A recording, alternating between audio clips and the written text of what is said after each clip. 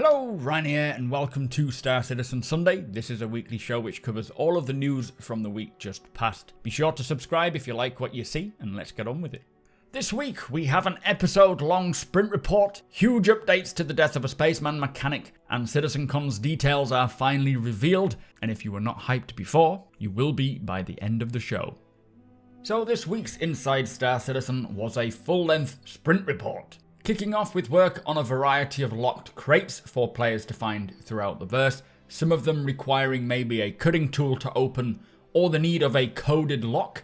Do like the look of this. The codes will be hidden around the environment somewhere for us to find in order to get inside and loot the contents. They are also continuing the work on the laser trip mines, which was actually a requested feature to make the exploration of derelicts a little bit more exciting and dangerous.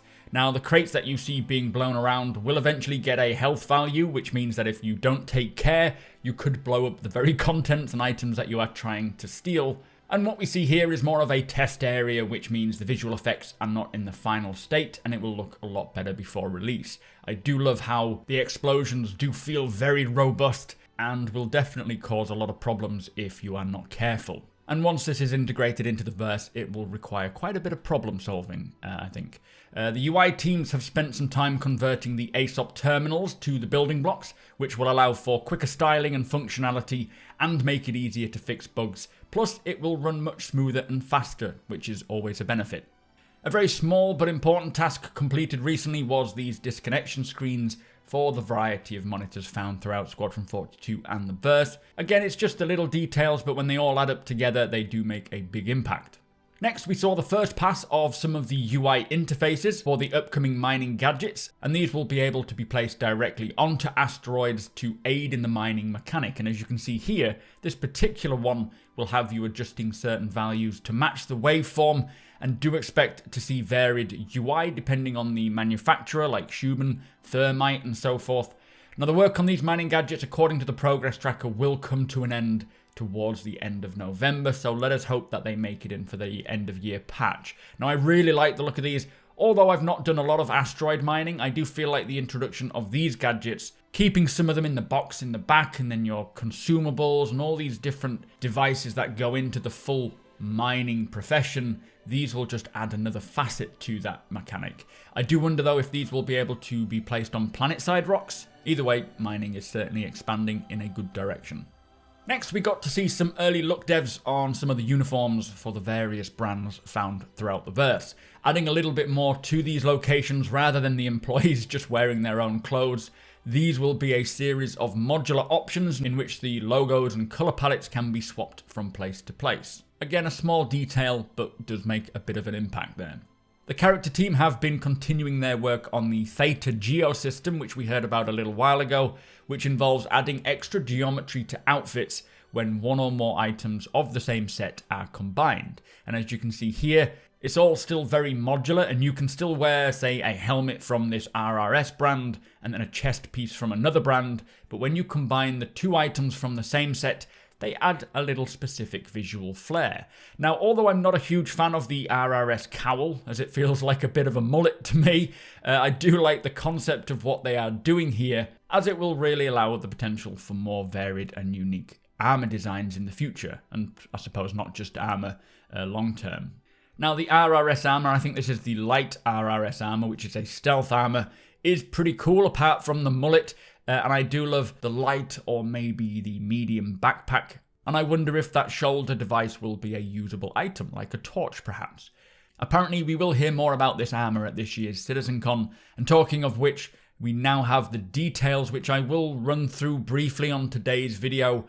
But I will certainly create a dedicated video to help shed some light into what we will be seeing at this year's event. Man, I cannot wait. Next, we got to see progress on the new eject cam, and the ongoing progress on integrating actor status effects like intoxication to vehicle operations. Like here we can see the flight, where they'll input a random value, and we also got to see it in ground vehicles and in turrets. This is specific to your blood drug level, which is coming in with 315. I don't know if these effects are coming in with 315. I think they will be, but I can't remember if they've confirmed it or not. But basically, if your blood drug level gets too high, regardless of whether that's alcohol or the medical drugs, and eventually illegal drugs, these effects will start to play up. After this, we saw the latest on the Ares Starfighters. Here we can see the component bays are now detailed out with all of the associated labels and animations. They also completed a pass on the landing gear, and now you can see them in the final art stage exterior for both variants, but there is still work to be done. And they are looking extremely nice. I am assuming that this will release as a gold standard, as that is the current highest standard available for ships.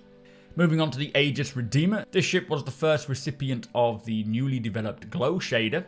This will have a visual effects layered on top of them, but will save on performance, as they will require less visual effects to achieve the same look, and any performance gains are good in my book.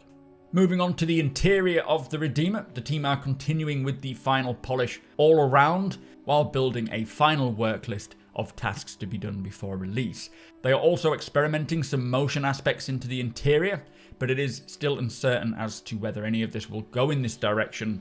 And the benefit of the way that Star Citizen is being built without deadlines is it does allow for this kind of exploration, which in many cases can allow for the extraordinary to be achieved, but just not every time.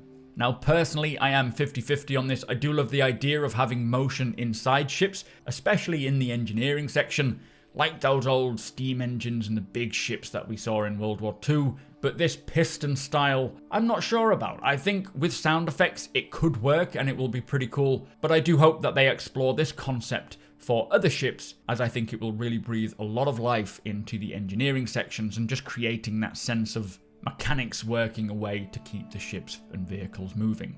Next, we saw the Drake Vulture making its way through Greybox, which is progressing very well, and very quickly as well, if I may say so. This is coming next year, we were told, and right now they are experimenting with detail, seeing if areas need more or less detail, while laying the groundwork for the final art phase to get on with it afterwards. Now, it is looking amazing. It's a shame it's not coming this year, but we are already almost into October, so we're not going to be waiting too long. From here, we got to see the Hull A finally in the white box phase, which is the smallest variant of the Hull series, which are the cargo-focused ships from MISC. The ship had to have a revision to its concept mesh, as it was a very old ship that was not up to the current metrics. And inside, it looks very similar to the MISC Prospector, especially in size. Here we can see the cockpit, the component area just behind, an airlock, and its habitation area. Now, as it progresses through the white box, they will establish where the components will fit, as well as a reduction in cockpit struts, or the thickness of the struts. They have also re-examined the bathroom space, as AI need just a little bit extra room to maneuver compared to players, and they will test the landing gear positions in white box. And here you can even see the contracting and expanding of the cargo racks, with the Hull A and the Hull B being the only two hull variants capable of landing while fully laden with cargo. Now, I love that this ship is now in the works. These are some of the older ships yet to make it into the verse, and it'll be quite a milestone getting them done, especially as they will make up a good majority of the hauling ships out there. And for the Hull A specifically, I really love that cockpit. It is going to be such a great everyday hauler for many, I feel. And having full living quarters on board as well, I expect many will just adore this ship. Sticking with the MISC Hull series, the Hull C has begun updating to its gold standard, including the thrusters, headlights, and updating the materials to use the new hard surface shader. They have added VTOL thrusters as well, as it can still land, just not extended like the Hull A and the B. Inside, they are continuing to update the materials, signage, and scale, including component cutaways. Now, the Hull C's work finishes around December, and the Hull A will not be finished until February next year, according to the progress tracker. So there's a potential to see the Hull C sneak in this year for Christmas, but chances are it will be next year sometime. Finally, for Inside Star Citizen, Port Olisar is being moved to its official geosynchronous orbit above the Orison landing zone of Crusader. Anyway, that was this week's impressive episode-long sprint report. Great to get an insight into so much work, but let us move on. So CitizenCon is almost here. We now have the details of what to expect, which include all of the panels. So today I will briefly run through this so that you are up to date, but I will do a more dedicated video breaking down what I expect to see with each panel, as well as discuss it together over on Twitch with you lot. So if that sounds of interest to you, be sure to hit subscribe and follow me over at twitch.tv/supermacbrothers. So the event on the official Star Citizen Twitch channel will kick off at 3 PM UTC time. Now, if you're in the UK, we are still in British summertime, which will be 4 PM. And there will be an opening statement with Chris Roberts. Then there are 7 dedicated panels, which could last any length from 30 minutes to an hour. These panels, I believe, are all pre-recorded, with only Chris Roberts' beginning and ending statements being live. I don't know that for certain, but I think that is the case. Now, the panels that we will get to watch are, number 1, Life in the Verse, which is looking at the current in-game universe. Number 2 is Ship Talk, revealing new and upcoming ships. Number 3 is Gen 12 and the multi-core of Vulcan, which, as you can imagine, talks more about both of these important pieces of tech.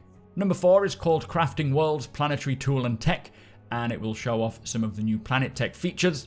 The 5th panel is Server Meshing and the State of Persistence, and the clue is in the name there. The 6th panel is The Sound of Space, looking at the audio and soundscape of Star Citizen. And then the final panel is called Systemic Gameplay, Stream of Thought, with Tony Zurovec and others talking about upcoming features like selling, inventory, reputation, and the physicalized cargo, plus how it will all be involved in the quantum simulation. And then there will be Chris Roberts finishing off with a closing statement. I am hoping that there will be some form of gameplay demo like we have seen in the past, but we don't know for certain. I think it will be likely, if we do see anything, involving them flying through to Pyro, but again, we don't know for certain yet. Now, there is also some freebies for anyone who has backed the game before October 9th, which include a new CitizenCon trophy, a knife, and the RRF light armor suit as well, which is in their special colors. Now, I will be delving into much more detail in the dedicated video, and as I say, on Twitch as well, and I will talk further about the features that we will be seeing. And my god, I am so excited for all of these panels. Do expect an action-packed day for the event, and if you can, it is extremely worth tuning in, but if you can't, do not worry, they will put each panel on YouTube after the event, and I will certainly be breaking them all down anyway. But the hype train has certainly left the station. So also this week, we had a very important Lawmaker's Guide updating us on the new changes to Death of a Spaceman and regeneration. Now, I am going to put all of this information into a dedicated video explaining the hows and the whys, so do keep your eyes out for that one. I was just waiting on the Star Citizen Live Lawmakers episode to air before doing so, as that will address many of our questions regarding it. Talking of which, Star Citizen Live this week was literally answering questions specifically relating to this newly updated law and mechanics. So instead of including this in Star Citizen Sunday, I will just take the answers and weave them into that dedicated video. So it is all in one place and fully explained, and that video should come sometime next week. The roadmap was also updated on Wednesday, but there wasn't a lot going on. I have covered it already in a separate video, which is linked in the description below. We had an infographic for the most recent Xenothread event, providing stats for those of you who are interested. And finally, the latest jump point is available for all RSI subscribers.